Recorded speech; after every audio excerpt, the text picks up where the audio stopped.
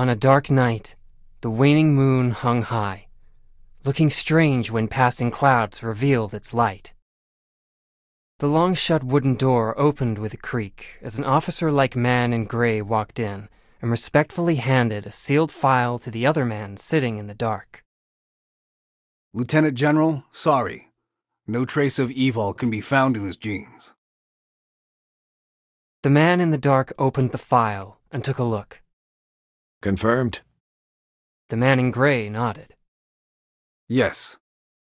The man in the dark frowned and waved to him. The man in gray gave a salute and walked out, shutting the door behind him. Once again, all was serene, with only the bright and cold moonlight shining upon the ground. Gavin had a dream that he was rolled by a whirlwind high up into the sky and tossed down. The feeling of gravity loss woke him up in a panic. He got up and scooted to his mother's room, holding his little pillow to his chest. He found her room locked, and he seemed to hear a conversation inside. The door was too thick to allow the voices to pass through clearly, even though he put his ear to it. But he could tell it was his father. Dad was back. Gavin was so happy because his mother said Dad would take him on the airplane ride in the amusement park. He knocked on the door, only to find that the voices faded and vanished. Then he heard footsteps coming as the door was opened from the inside. He tried to steady his leaning body, but still bumped into a pair of legs. He raised his head, smiled with surprise, and shouted up at the man. No response. He heard his mom's voice. Dear, why did you wake up? The stern man put him aside and left without a word. Mom held him close, patted his back, and sent him to his room. Mom? Why does Dad have to leave so soon? Hearing the question, Gavin's mother Wardia shivered and gently kissed Gavin's forehead. Because Dad is busy. He will play with you when he finishes his work. Gavin thought for a few seconds and nodded in earnest. But when? Sitting on the stairs and watching Mom's back in the first-floor lobby, Gavin couldn't help wondering. Gavin always waited with his mother and succumbed to drowsiness, waking up the next morning only to find that he was already in his small bed. He kicked the quilt away and rushed to his mother. Mom, did Dad get back last night? Mom crouched down and looked him in the eye with no answer, smiling. Gavin, you'll be a big brother later. You should eat your breakfast alone from now on. Gavin tilted his head, seemingly befuddled. He couldn't remember how long it had been since the last time he saw his father, but his mother still cooked for 3. He was confused and told his mother not to waste food. His mother always praised him for his suggestion and said, But I must prepare Dad's share. Why? Dad works hard, and he will be happy to see the food is ready when he comes back. His mother explained, patiently. Gradually, the word Dad became strange to Gavin, and the word proved even more difficult when he learned to write. He always scratched it out in frustration. Wardia was confused about the black mess on his homework page. He lowered his head and said nothing. After scrutinizing the black traces of hard-used pencils, Wardia seemed to understand. She patted Gavin's head softly. It's okay. I'll teach you. Soon, Gavin saw his father again. He seemed to have also met what his mother called his younger brother, wrapped in a tiny quilt and lying next to her. Standing by the bed, he could see the strange little baby in the quilt. The baby was peacefully asleep with a frown, and was seemingly coated in thin lightning flashes all over his body. Gavin was pushed back by the man across from him before he was able to say hi to the little baby. The man's cold voice said. Don't touch him. After growing 10 centimeters higher, Gavin was no longer the kid who would ask why. A cold look always on his small face, he took the hand of his young brother, who just learned to walk, and frightened away a few adults who wanted to get close to the two lovely boys. His mother had to apologize, and said he was not in the mood. And indeed, he had not been in the mood recently. He didn't want to go to school. In addition to his little brother, there was an annoying girl who was clinging to him all the time. His mother just smiled. Because she likes you. That's why she wants to play with you. His brother nodded, though he didn't understand. Gavin curled his lips. But I don't like her. I don't want to play with her. Why not? She's too annoying and noisy. Always taking my stuff and scribbling in my book. She always wants to play house. I don't like it. His mother laughed. Then what kind of friend do you want to play with? Gavin had no answer. There was seemingly no one that he liked in the class. They were all too bothersome and emotional. He shook his head honestly before something occurred to him.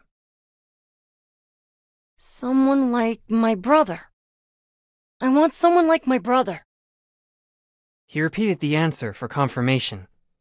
His mother started to touch his head softly. Then you should get along all the time. Gavin nodded sincerely. His little brother looked up at him with his tilted head as if he somehow understood. Perhaps because he promised his mother, or because he really did love his brother. After that, Gavin would think of his little brother first when there was something to eat or to play with. Gavin, who frowned before other chatty kids, had fathomless patience for his brother's endless whys.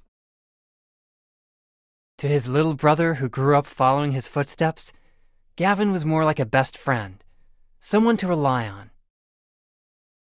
Gavin always kept to himself and stayed away from trouble. Until that happened.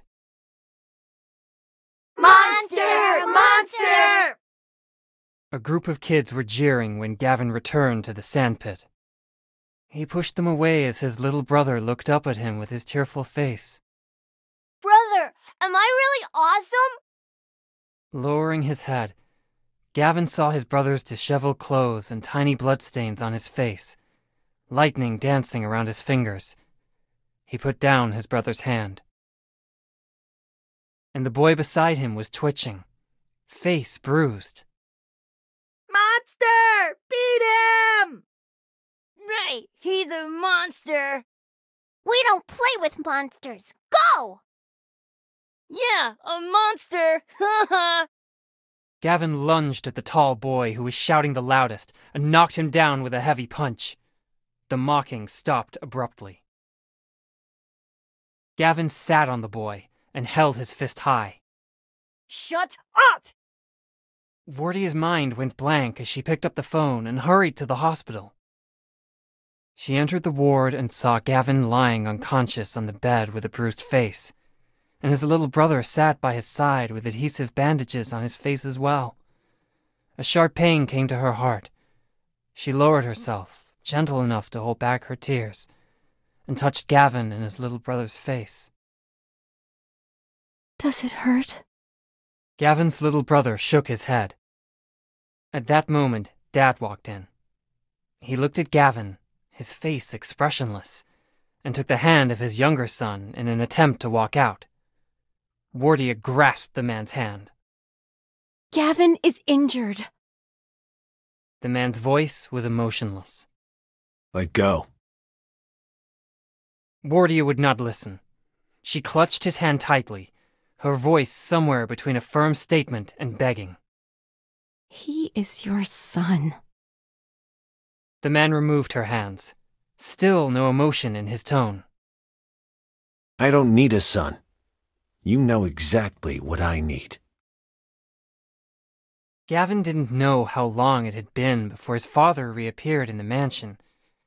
nearly too long to remember he even had a father. Yet his father was back with the news that he would take his brother away. Gavin was utterly shocked, unable to speak a word. His mother approached the man and whispered, Let's have a talk. Gavin had no idea what they were talking about. He heard his father's vague voice. It's useless. He can't become... I don't need this. He hardly saw his father these past years, but he knew his father didn't like him and treated his brother differently. Although his father was also cold to his brother, Gavin knew his father was different when he looked at him. Rumor had it the reason his brother was taken away was that he possessed what Gavin did not. That also accounted for his father's indifference. But his father didn't take his brother on that day. He disappeared again for a long time. I don't want to go with Dad. Sitting next to Gavin, his brother was staring at the toy plane in Gavin's hands. That was the gift Gavin had spent days preparing for his brother's kindergarten graduation.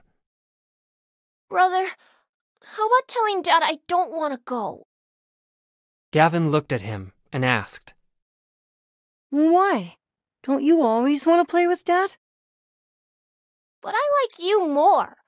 You're way cooler.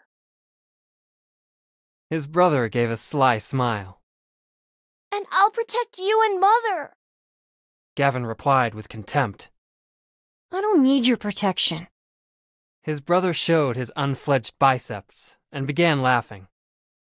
Just wait and see. I'll protect you and Mom when I grow up.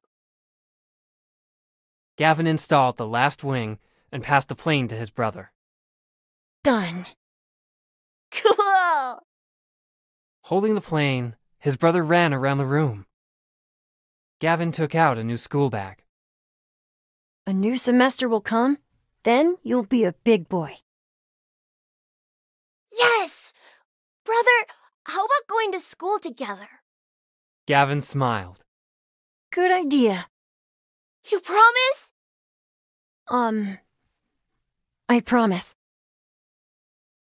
One day, Gavin went to school as usual. But his brother didn't receive him after he got back. There was no sign of his brother. At dinner, he asked his mother, Mom? Where's my brother? His mother didn't know how to answer him as her hand suspended in the air. He left with Dad. Before his mother finished, Gavin rushed to his brother's room, but no one was there. The school bag and the little plane were placed on the bed. Gavin walked to the plane, picked it up, and stared at it blankly. His mother knelt down to Gavin and touched the uncovered scars on his face. An unstoppable sense of sadness and failure took over her. Trying to hold back her tears, she said, He loves you, but he's busy with too many things. He has his reasons. She had no idea if she was trying to convince Gavin or herself. Gavin couldn't understand the reasons. More important than our family? His mother nodded. He has a lot of families to protect. Gavin recalled the day when his brother showed his flat biceps and promised to protect his family, a smile crawling up his innocent face. He embraced his mother and patted her back just like what she always did to him. Mom, don't be sad. I'll protect you from now on.